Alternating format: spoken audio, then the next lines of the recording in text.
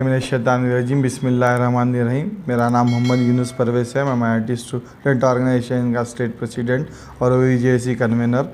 आप लोगों के सामने आने का मकसद ये है कि आज जो इंडिपेंडेंट तरीक़े पे कांग्रेस पार्टी की आवाज़ पे जो हज़ारों की तादाद में मुसलमान नौजवान बच्चे कसीर तादाद में जो टैंकबंड पे आए, उन सबको मेरा सलाम और शुक्र अदा करता हूँ कि यही जज्बा हमारी कौम में रहा तो इंशाअल्लाह वो दिन दूर नहीं है जिस दिन सेंट्रल गवर्नमेंट ये वक्फ अमेंडमेंट बिल को वापस लेने के बारे में सोचेंगे। अब नौजवानों से गुजारिश है, इसी तरह जहाँ भी प्रोटेस्ट के लिए आप लोगों को आवाज़ दिया जा रही है, उस तरीक़े से आइए। आज के प्रोटेस्ट में देखिए, कांग्रेस के तरफ से कुछ कायदीन के तरफ से आवाज़ दी गई थी कि हम यहाँ प्रोटेस्ट करेंगे, मगर अफसोस इस बात का है कि कांग्रेस के बड़े दीगर लीडर्स जैसे हमारे चीफ मिनिस्टर रेवंत रेड्डी जी तशरीफ़ लाते समझे उम्मीद थी नौजवानों को, रेवंत रेड्डी जी आए ना। पीछे पार्टी का मकसद क्या है, इसके पीछे क्यों कांग्रेस पार्टी के ना कोई MLAs बात कर रहे, ना मिनिस्टर बात कर रहे, क्यों नहीं चीफ मिनिस्टर रेवंत रेड्डी जी ऐसा वेस्ट बंगाल की तरह, तमिलनाडु और केरला की तरह क्यों स्टेटमेंट नहीं दे रहे, क्यों स्पेशल असेंबली सेशन बुला के वक्फ अमेंडमेंट बिल के ख़िलाफ़ एक रेजोल्यूशन पास करके सेंट्रल गवर्नमेंट में को ये बोले कि तेलंगाना में हम इम्प्लीमेंट नहीं कर रहे। रेवंत रेड्डी जी, मुसलमानों ने आपको कसीर तादाद में सपोर्ट करके एक चीफ मिनिस्टर बनाया, आप एक सेक्युलर लीडर है बोल के आज भी हमारे को उम्मीद है पार्लियामेंट इलेक्शन में भी वन साइड मुसलमान कोई कम्युनिटी आपके साथ सीने पे खांदे को खांदा लगा के आपके शान ठहरी तो वो मुस्लिम कम्युनिटी है। आपको आज मुस्लिम कम्युनिटी को इसका बदला देने का वक्त आ गया है। क्यों ना मुसलमान 15 महीने से कोई मिनिस्टर नहीं दिए, हम कभी मुसलमान नहीं पूछ रहे, ना कोई नॉमिनेटेड पोस्टर्स में। अब रिसेंटली जो मेंबर्स आ रहे उसमें भी मुसलमानों का नहीं है, हम वो कोई मुताबला नहीं कर रहे। ये हमारा फ्रीडम ऑफ रिलीजन है। हमारे मज़हब के जायदादों में वफ़ की ज़मीन बोलते अल्लाह की ज़मीन, उसमें मदाखिलत कर रही सेंट्रल गवर्नमेंट। छोड़ दीजिए नरेंद्र मोदी, अमित शाह तो वो एक BJP वाले हैं, वो नॉन सेक्युलर पार्टी है, वो लोग तो मुसलमानों को तबाह करने के लिए कानून बनाए। पर हमारी अपील ये है कि हमारे secular chief minister Revanth Reddy ji से, जैसे अखबारों में गज कर रहा रेवंत रेड्डी जी, आने वाले दिनों में मुसलमानों ये ना हो जाए कि आपसे नाराज़ हो जाए। ये अखबारों में न्यूज़ गज कर रही कि रेवंत रेड्डी जी ने, हुकूमत ने AG से ओपिनियन लिया। क्या लोगों में एक तशद्दुद है कि क्या ये रेवंत रेड्डी जी बिल इम्प्लीमेंट करने वाले तेलंगाना में? इसके ऊपर आप एक क्लैरिटी स्टेटमेंट दीजिए। क्यों बोल दो, BC रिजर्वेशन पे आप बिल पास करके BC लोगों के कहने पे एक बुलावे पे आपने दिल्ली जंतर मंतर पे जाके धरना दिया।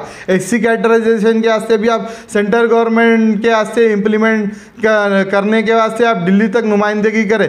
इसी तरह से आज भी उम्मीद थी कि शायद रेवंत रेड्डी जी आएंगे। क्यों बोल दो, आप ही हमारे चीफ मिनिस्टर है, आप ही हमारे माइनॉरिटी मिनिस्टर है। हम समझे थे कि CM साहब भी इसमें पार्टिसिपेट करेंगे। खैर, आप ऑफिशियल बिजी रहने से क्या है वो आपको खैर जाने, मगर आपके कोई ना कोई आज नुमाइंदगी आती तो लोगों में एक हिम्मत आती थी। उल्टा आज एक कन्फ्यूजन हो गया कि लोगों में एक रूमर चला कि AG से गवर्नमेंट ओपिनियन पूछ रही। तो ये इसके ऊपर क्लैरिटी देना, वजाहत देना कांग्रेस लीडरों की भी जिम्मेदारी है।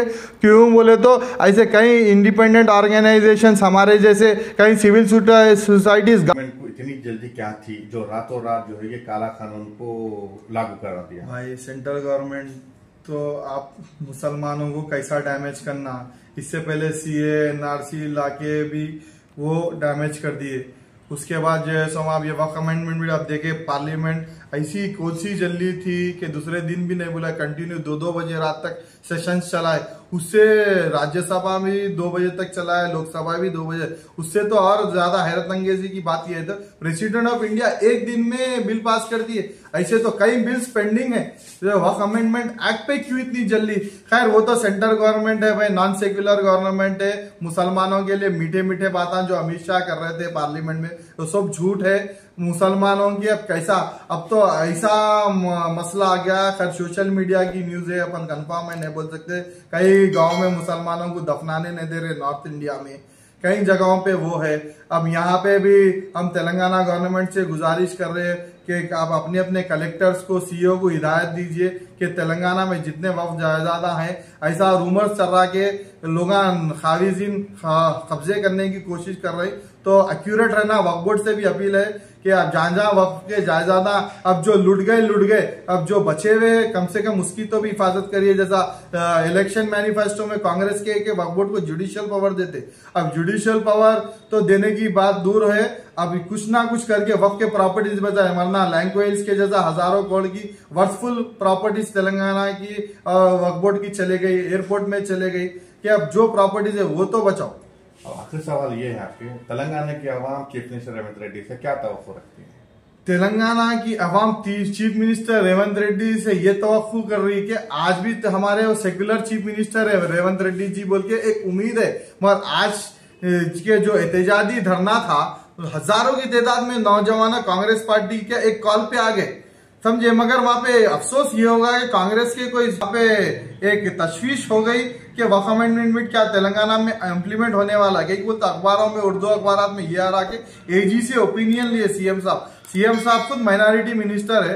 तो सीएम रेवंत रेड्डी जी से हम गुजारिश कर रहे कि इमीडिएट असेंबली सेशन बुलाइए, आप कैबिनेट में एक रेजोल्यूशन रख के, यहाँ पे असेंबली में रेजोल्यूशन रख के पास करिए कि वक्फ एक्ट इंप्लीमेंट नहीं करते। जैसा केरला की गवर्नमेंट बोली, तेलंगाना वो तमिलनाडु के चीफ मिनिस्टर बोले, वैसी तेलंगाना में भी आप असेंबली में सेशन पास करके वो बिल के खिलाफ एक रेजोल्यूशन पास करके सेंट्रल गवर्नमेंट को भेजना। रेवंत रेड्डी जी से मुतालबा ये है कि आप इमीडिएट असेंबली में तो लाना ही लाना है रेजोल्यूशन के, एक्ट इंप्लीमेंट नहीं करते हैं वक्फ एक्ट, और आप क्यों ना एक कदम आगे बढ़ा के जो तेलंगाना से एक मिसाली, हमेशा तेलंगाना की सरजमीन जद्दोजहद के लिए जाने जाती है। तेलंगाना की जद्दोजहद हो या कोसी भी हो, तेलंगाना के मुसलमान आवाज उठाते, तेलंगाना के सेक्युलर लीडर्स आवाज उठाते। तो आप क्यों ना एक मिसाल बन के, जैसा स्टालिन जी ने तमिलनाडु के चीफ मिनिस्टर एक पूरी ऑल पार्टीज की मीटिंग बुला के साउथ डिलिमिटेशन के खिलाफ एक जैसा मुतालबा डिस्कशंस किया गया, क्यों ना रेवंत रेड्डी जी पूरे हिंदुस्तान के जितने सेक्युलर पार्टीज है और जो वक्फ अमेंडमेंट बिल के खिलाफ है, उन लोगों को बुला के एक मीटिंग बुला के सेंट्रल गवर्नमेंट पे एक प्रेशर बिल्डअप करे। क्यों ना तेलंगाना से एक मिसाल बने, आप यंग डायनेमिक चीफ मिनिस्टर है, एक यंग लीडर है, जैसा राहुल गांधी जी सेंटर में लीड करे, आप भी क्यों ना ऑफिशियली तेलंगाना से लीड करके एक दिल्ली में प्रेशर बनाने के लिए कुछ राहें अमली आगे, जो प्रेशर बिल्डअप कैसा करना कि नरेंद्र मोदी और अमित शाह और ये माइनॉरिटी किरण रिजिजू मिनिस्टर बिल वापस ले, कैसा उनको प्रेशर बिल्डअप करना, उसके ऊपर एक अमलावारी क्यों ना बनाए बोल के एक डिमांड है। Classic Designers menswear, sherwani, coat pant, सदरी या ब्लेजर, आपकी एक ही पसंद। Classic Designers menswear. शादी हो या कोई भी तकरीब, आपको खूबसूरत बनाने के लिए खूबसूरत लिबास, दिलकश डिजाइनर्स के साथ शेरवानी वाजिब कीमतों में आपके लिए एक ही शोरूम, क्लासिक डिजाइनर्स।